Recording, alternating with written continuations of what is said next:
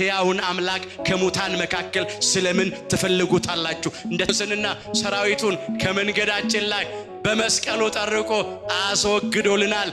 ፋሲካን ታከብራለች፣ ታደርጋለች፣ በክርስቶስ ደም ታጥባለች፣ ነስታለች፣ ተቀድሳለችና ያ የእስራኤል ዘነፍስ ፋሲካ የአዲስ ኪዳን እስራኤሎች ፋሲካ በቀራንዮ በግ በየዋሁ በግ በትሁቱ በግ የዓለምን ኃጢአት ሊያስወግድ በተገለጠው በግ በእግዚአብሔር በግ በአምላካችን በጌታችን በመድኃኒታችን በኢየሱስ ክርስቶስ ቤዛነት መስዋዕትነት ተደረገ። መጀመሪያ የሌለው መጀመሪያ ነው፣ መጨረሻም የሌለው መጨረሻ ነው። እሱ ያልነበረበት ዘመን የለም፣ የማይኖርበትም ዘመን አይኖርም። አልፋና ኦሜጋ ፊተኛውና ኋለኛው መጀመሪያውና መጨረሻው ነው። እርሱ ከዘላለም እስከ ዘላለም ሕያው ከሲኦል ከባርነት ቤት ነፃ ወጥተን ወደ ገነት ተሻገርን። ማዕዶት ሆነልልኝ፣ ፋሲካ ሆነልልኝ። እሱ ቤዛ እሱ መስዋዕት ስለሆነ ሞት ከኛ አለፈ። ከሞት እጅ ታደጋቸዋል አለ። ከሞት እጅ ታደገን። ከሲኦል እጅ እቤዣቸዋለሁ አለ። ከሲኦል እጅ ተቤዠን። ከሲኦል ወደ ገነት ከጨለማ ወደሚደነቅ ብርሃን ተሻግረናል። ለኛም ማዕዶት ሆኖልናል። አንዳንድ ጊዜ እንደዚህ አይነት አጣብቂኝ የሚመስል ነገር ውስጥ እንገባለን።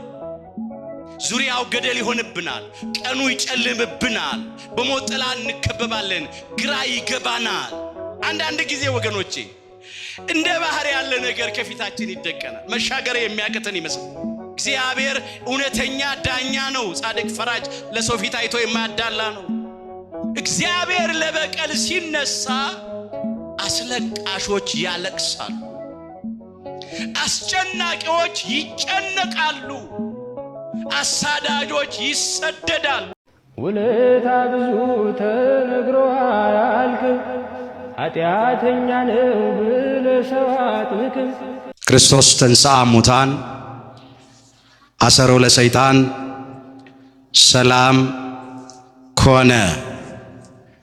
ክርስቶስ በታላቅ ኃይልና ስልጣን ከሙታን መካከል ተለይቶ ተነሳ፣ ሰይጣንንም አሰረው፣ አዳምንም ነፃ ወጣው። ሰላም ከእንግዲህ ወዲያ ደስታና ሰላም ሆነ። ፋሲካ ኦሪት ዘጸአት ምዕራፍ 12 ቁጥር 11።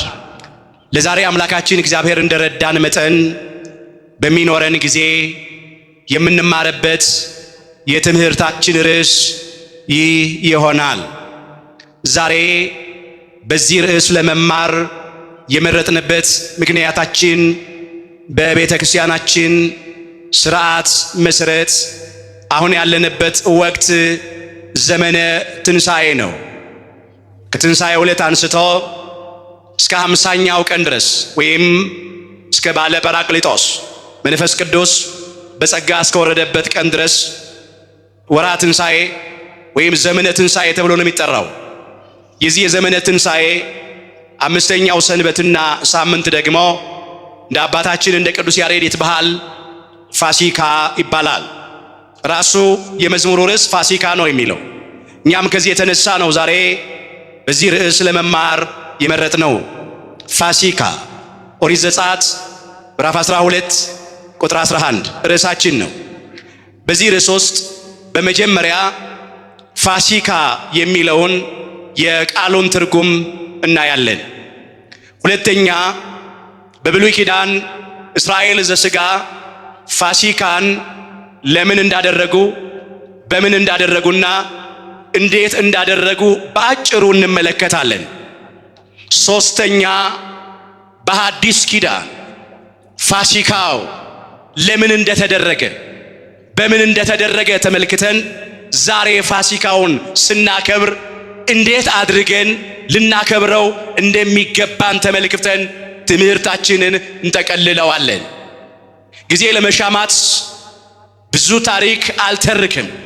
ዋና ዋና ነገሮችን ብቻ እየጠቆምኩ አልፋለሁ። ምክንያቱም ታሪኩ በጣም ሰፊ ስለሆነ ማለት ነው። እስቲ በሉ ከኔ ጋራ ፋሲካ፣ በደንብ በሉት ፋሲካ። ርዕሳችን ነው። በኦሪት ዘጸአት ምዕራፍ 12 ቁጥር 11 ላይ የተመዘገበ ይለቃል። ፋሲካ የሚለውን ቃል በዕብራይስጥ ወይም በጥንት አረማይኮ ፔሳህ ወይም ፓሳህ ይለዋል።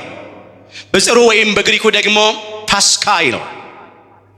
የቃሉ ትርጉም ማለፍ ነው፣ መሻገር ነው፣ አልፎ መሄድ ማለት ነው። እንግሊዞቹም ፓስ ኦቨር ይላሉ። ፋሲካውን ማለት ነው። እኛ ፋሲካ እንለዋለን። በግዕዙም ማዕዶትም ማለት ነው፣ መሻገር ማለት ነው።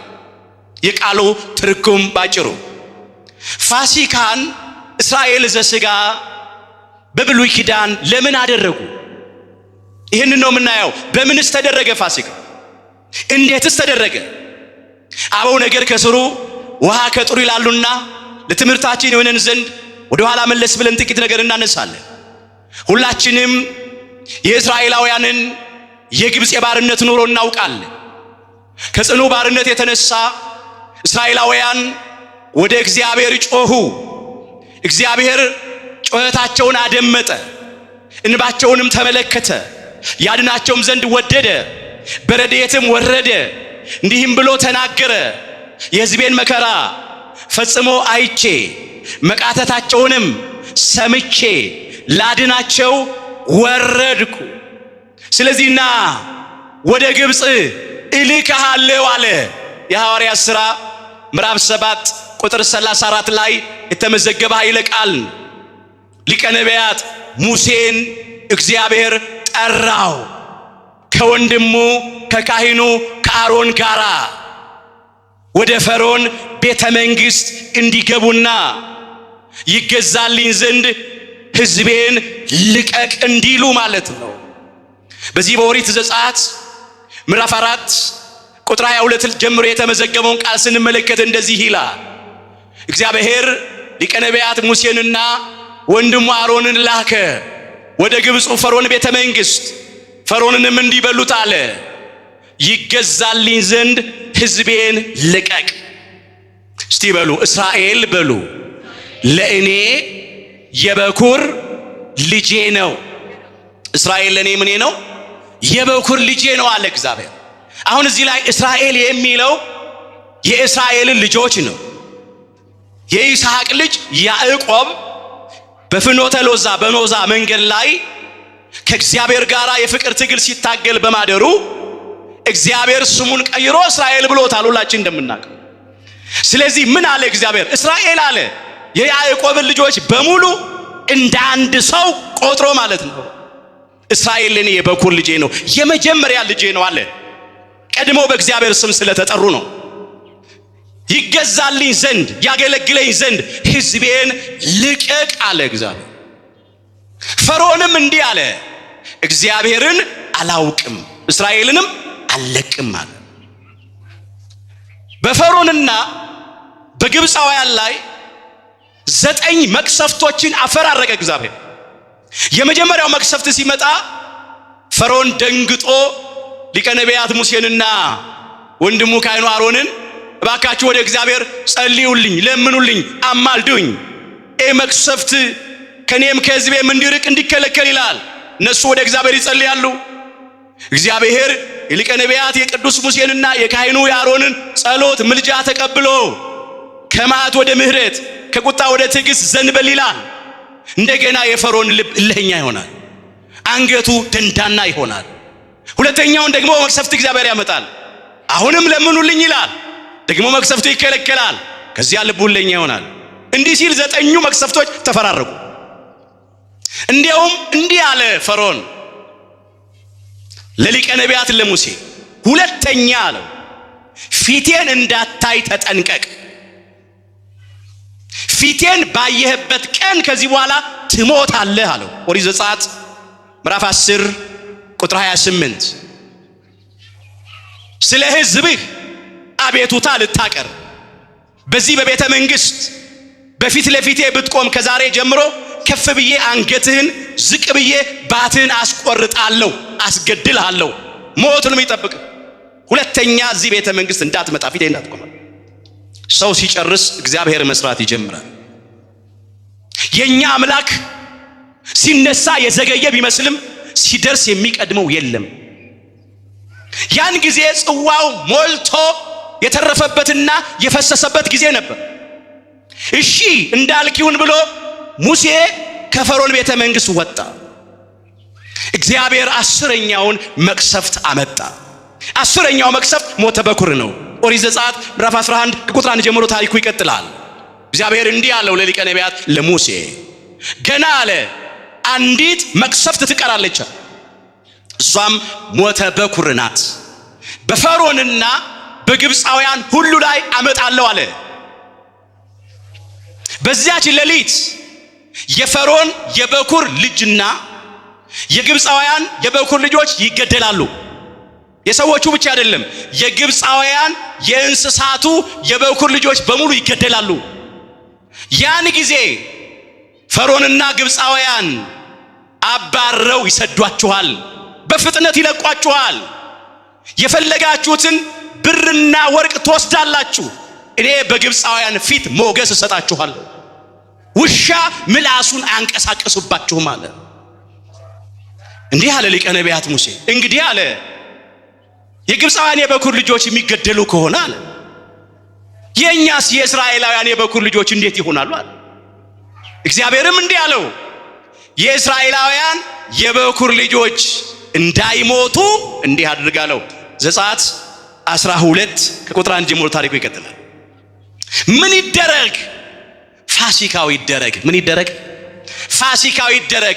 የፋሲካው ዓላማ ለምንድነው ስንል በመጀመሪያ ሞተ በኩር ወደ እስራኤል ቤት እንዳይገባ ነው። መቅሰፍት የእስራኤልን ልጆች እንዳይነካ ነው። ሞት ከእስራኤል ቤት እንዲያልፍ ነው። የፋሲካው ዓላማ ይሄ ነው። ፋሲካው በምንድነው የተደረገው? ነውር በሌለበት ጠቦት ነው የተደረገው። ይዘረዝረዋል ስርዓቱን። እኔ ከዚህ ክፍል ጥቂት ነገር ነው ማነሳው። ፋሲካው እንዲደረግ አለ እያንዳንዱ እስራኤላዊ አለ በቤቱ ነውር የሌለው አንዳንድ ጠቦት በዓመቱ የመጀመሪያ ወር በወሩ በ14ኛው ቀን ይረድ ይሰዋ አለ። ሲመሽ ይረዱት። መቼ ይረዱት? ሲመሽ ይረዱት። አርደው አወራርደው በመጀመሪያ የጠቦቱን ደም በሁለቱ መቃኖችና በጉበኑ ላይ ይቅቡት አለ። ሁለት መቃኖች ማለት የበሩ ቋሚዎች ናቸው፣ ምሰሶቹ። ጉበን ማለት ደግሞ ሁለቱን ቋሚዎች የሚያገናኘው አግዳሚው ማለት ነው። ይሄንን በዚያ ነውር በሌለበት ጠቦት ደም ይቅቡታል። ስጋውን ደግሞ እየጠበሱ ከመራራ ቅጠል ጋራ ይብሉት አለ። ከቂጣ ጋራ ጥሬውን እንዳትበሉ አለ። የተቀቀለውን እንዳትበሉ አለ። ስትበሉ አጥንቱን እንዳትሰብሩ አለ። ስርዓቱ ነው። እንዴት ነው የተፈጸመው ፋሲካው የሚለውን እያየን ነው። ስትበሉ ደግሞ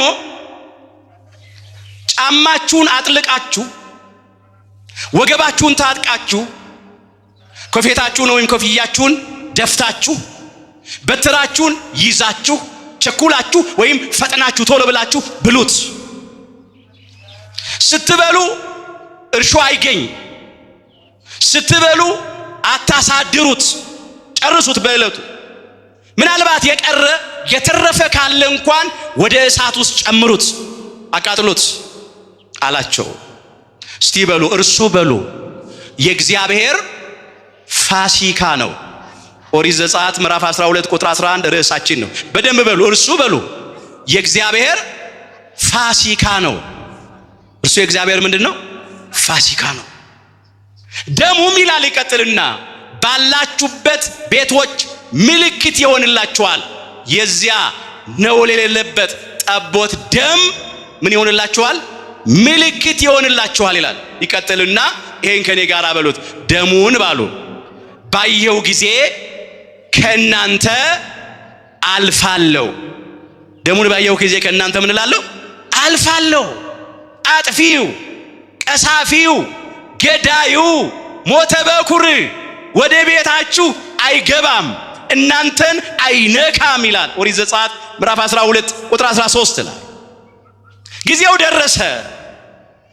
ቀሳፊው፣ ገዳዩ ሞተ በኩር የሚመጣበት እስራኤል እንደታዘዙ በ14ኛው ቀን የነሱ የመጀመሪያው ወር አቢብ ወይም ኒሳን ይባላል።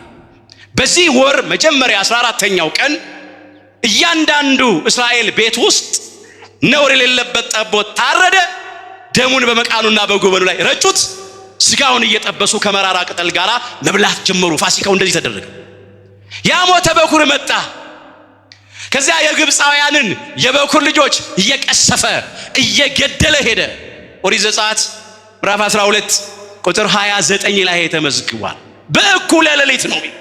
በእኩለ ሌሊት ሞተ በኩር መጥቶ ከፈርዖኑ የበኩር ልጅ አንስቶ በዚያ በጓዳ በመጅ ወፍጮ በድንጋይ ወፍጮ እስከምትፈጨው እስከ አገልጋይቱ የበኩር ልጅ ጭምር ገደለ። ሁሉ ቤት ለቅሶ ሆነ። ሁሉ ቤት ሐዘን ሆነ። ወገኖቼ እግዚአብሔር ለበቀል ሲነሳ አስለቃሾች ያለቅሳሉ፣ አስጨናቂዎች ይጨነቃሉ፣ አሳዳጆች ይሰደዳሉ። ፈርዖንና ሰራዊቱ የእግዚአብሔርን የበኩር ልጆች እስራኤላውያንን ብዙ ዘመን አስጨንቀዋል። የእስራኤል እናት ወንድ ልጅ ወልዳ ማሳደግ አትችልም ነበር። አዋላጆቹ የእስራኤል ሴት ወንድ ልጅ በምትወልድበት ጊዜ ልጇን አንቀው ይገድሉ ነበር። ሞት በታወጀበት ምድር ነው ሊቀ ነቢያት ሙሴ ወደ ባህር ተጥሎ የፈርዖን የልጅ ልጅ ተብሎ በቤተ መንግስት አድጎ ህዝቡን ከግብፅ ከባርነት ቤት በመሪነት ነፃ እንዲያወጣ እግዚአብሔር የላከው። ከአይምሮ በላይ ነው ስራው። ግብፃውያን በሙሉ ተጨነቁ። ይሄ ለምን ሆነ መሰላችሁ? እንመለስ እዚያ ወደ ኋላ። እንደገና ነሳዋለሁ ይገዛልኝ ዘንድ ህዝቤን ልቀቅ አለ እግዚአብሔር። እስራኤል ለኔ የበኩር ልጄ ነው አለ። ይቀጥልና እንዲህ ይላል፣ እስቲ በሉ አንተም በሉ ትለቀው ዘንድ እምቢ አልክ፣ እኔም የበኩር ልጅህን እገድላለሁ። ኦሪት ዘጸአት ምዕራፍ 4 ቁጥር 23 ላይ ተመዝግቧል። ፈርዖንና ሰራዊቱ የእግዚአብሔርን የበኩር ልጆች እስራኤላውያንን ስላስጨነቁ አለቅም ስላሉ እግዚአብሔር ደግሞ የግብፃውያንን የበኩር ልጆች ሊቀስፍ ሊገድል አስቀድሞ ተናግሮ ነበር። ያ ነው የተፈጸመው። ጊዜው ሲደርስ ተፈጸመ። የግብፃውያን የበኩር ልጆች በሙሉ ተገደሉ ይላል። ሁሉም ቤት ሐዘን ገባ። ሞት ያልገባበት ቤት ስላልነበረ ይላል ሁሉ በሌሊት ማልቀስ ጀመሩ ነው የሚለው ታሪክ። አስተውሉ ወገኖቼ፣ ሁሉ ለቅሶ ጀመረ። ከዚያ እንዲያደረገ ፈርዖን ሊቀ ነቢያት ሙሴን ካህኑ አሮንን በሌሊት አስጠራ። ትዝ ይላችሁ ከሆነ ስንተርክ ምንድን ያልነው? ሁለተኛ ፊቴን አታይም ነው ያለው። ፊቴን ባየህበት ቀን ትሞታለህ ነው ያለው። በብርሃን በጠራራ ፀሐይ አቤቱታውን ሊሰማ ያልወደደና ያልፈቀደ ፈርዖን አሁን በሌሊት እንቅልፉን አጥተው አስጠራቸው። እንዲህም አለ፣ ከዚህ በመካከል ውጡ አለ፣ ሂዱ አለ። ለአምላካችሁ ለእግዚአብሔርም ሂዱ መስዋዕት ሰው እግዚአብሔርን አገልግሉ አለ። መንጎቻችሁን ከብቶቻችሁን ይዛችሁ ሂዱ አለ። ከዚያ በኋላ ደግሞ እኔንም ባርኩኝ አለ። እኔን ምን በሉኝ? ባርኩኝ። በመቅሰፍት ሰዓት በረከት በተሰጠው ጊዜ እኮ አልተጠቀመም። ከአንድም ወገኖቼ 9 ጊዜ እድል ተሰጥቶት ነበረ። በ9ኙ እድል ስላልተጠቀመ 10ኛው ሞተ በኩር መቅሰፍት መጣ በግብፃውያን። 11ኛው ደግሞ ይቀጥላል። ስጥመተ ኤርትራ ባህር እሱ ነበር የቀረው። የፈርዖንና የሰራዊቱ እድል ፈንታቸው ጽዋ ተርታቸው በኤርትራ ባህር መስጠም ነበር። ሞት ተዘጋጅቶባቸው ከፊታቸው በባህር መስጠም እየቀራቸው እኔንም ባርኩኝ ብሎ ይጠይቃል። በዚያ ሰዓት በረከት የለም። በዚያ ሰዓት አስቸኮሏቸው ይላል። ፈጥነው እንዲወጡ ነው የሚለው ዘጸአት 12 ቁጥር 33 ላይ አስቸኮሏቸው። በቃ ውጡ። የፈለጉትን ብር ወርቅ እየበዘበዙ ነው የወጡት። እግዚአብሔር ለሕዝቡ ለእስራኤላውያን በግብፃውያን ፊት ሞገስ ሰጣቸው። መሸከም እስኪያቅታቸው ድረስ የግብፅን ሀብት ንብረት በዘበዙ ይላል ታሪክ። ታሪክ ሲለወጥ ነገር ሲገለበጥ እንደዚህ ነው። አስቸኮሏቸው። እንደዚህ አድርገው ነው የተሻገሩት። ፋሲካው ለምን ተደረገ ስንል በመጀመሪያ ሞተ በኩር ከነሱ እንዲያልፍ አለፈ። መቅሰፍት አለፈ። እስቲ በሉ ከኔ ጋር አጥፊው በሉ የበኩሮችን ልጆች እንዳይነካ ፋሲካንና ደም መርጨትን በእምነት አደረገ። ዕብራውያን ምዕራፍ 11 ቁጥር 28 አጥፊው አለ ያ ሞተ በኩሩ ነው። ቀሳፊው ገዳዩ የግብፅን የበኩር ልጆች የገደለ ማለት ነው። የበኩሮችን ልጆች እንዳይነካ አለ። የበኩሮች ልጆች የተባሉ እስራኤላውያን ናቸው። የእስራኤል ልጆች ናቸው። እስራኤል ለእግዚአብሔር የበኩር ልጆች ነው። እንዳይነካ እንዳይቀስፍ ሊቀ ነቢያት ሙሴ ፋሲካንና ደም መርጨትን በእምነት አደረገ። ፋሲካው የምህረት ምልክት ነው። ሞት መቅሰፍት ከነሱ ያለፈበት ነገር ነው። በማን? በጠቦቱ ደም። የእስራኤላውያን የበኩር ልጆች ሞት ነውር የሌለበት ንጹህ ጠቦት ሞተላቸው። እነሱ ሊሞቱት የነበረውን ሞት ስለነሱ ተገብቶ በእያንዳንዱ ቤት አንዳንድ ጠቦት ሞተ። የእስራኤላውያን ደም እንዳይፈስ የጠቦቱ ደም ፈሰሰ፣ ስለነሱ ተገብቶ። ደሙ ታይቶ ሞት ከነሱ አለፈ። በዓይነ ሕሊናችሁ አሁን ሳሎት ሁለቱን መቃኖችና ጉበኑን ሳሎት። በእኛ ሁለቱ ቋሚዎች ሲቀቡ የበሩ ቋሚዎች እና ደግሞ አግዳሚው ሲቀባ የምን ፊደል ይሰጣል? እስቲ ያስቡት። ቀላል አይደል እንዴ? የምን ፊደል ይሰጣል? የበ ፊደል ይሰጣል። በ ነው የሚመስለው፣ በ ይመስላል። በዕብራውያን 8ኛ ፊደል አላቸው። ፊደሉ ሄ ይባላል። የሚነበበው በጉሮሮ ሳይሆን በላንቃ ነው። ሄ ማለት በእነሱ ደግሞ ሕይወት ማለት ነው። ምን ማለት ነው? ሕይወት ማለት ነው። እነሱ የቀቡት ምን ብለው መሰላችሁ? ደሙን፣ የጠቦቱን ደም ሕይወት ብለው ነው የቀቡት። ስለዚህ ሞተ በኩር ሲመጣ ያንን ምልክት ሲያይ አይ ለዚህ ቤት ሕይወት ነው እንጂ ሞት አይደለም እያለ እያለፈ ሄደ። ክብር ምስጋና ለአምላካችን ለእግዚአብሔር ይሁን።